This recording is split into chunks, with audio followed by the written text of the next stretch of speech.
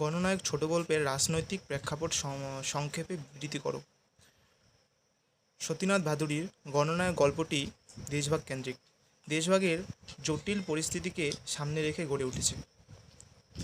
দেশভাগ হয়েছিল সম্পূর্ণ রাজনৈতিক কারণে। রাজনৈতিক নেতাদের আত্মস্বার্থ পূরণের নিমিত্তে সেখানে সাধারণ মানুষের কোনো ভূমিকা ছিল না।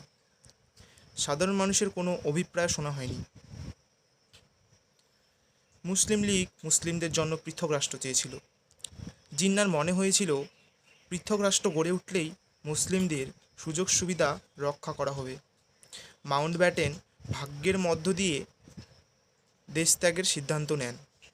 গান্ধীজি প্রাণপণ চাইলেও ঐক্য রক্ষা করতে পারে না। কিন্তু সমস্যা হলো এই সীমানা নির্ধারণ করা হবে কিভাবে? দায়িত্ব দেওয়া হয় র্যাডক্লিফকে। তিনি মানচিত্র ভাগের দায়িত্ব পান। র্যাডক্লিফের সহযোগী হিসেবে কিছু মানুষকে নেওয়া হয়, কিন্তু মতামত শোনার প্রয়োজন হয় না। ফলে সীমানা ভাগে সবচেয়ে বিপদ ঘটে উত্তরবঙ্গের মানুষের।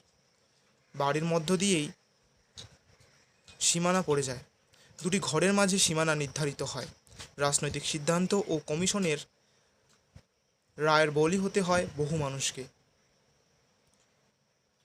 মানুষের ভাগ্য নির্মাতা হয়ে ওঠে কমিশন। কমিশনের সিদ্ধান্তের দিকে তাকিয়ে থাকতে হয় মানুষকে।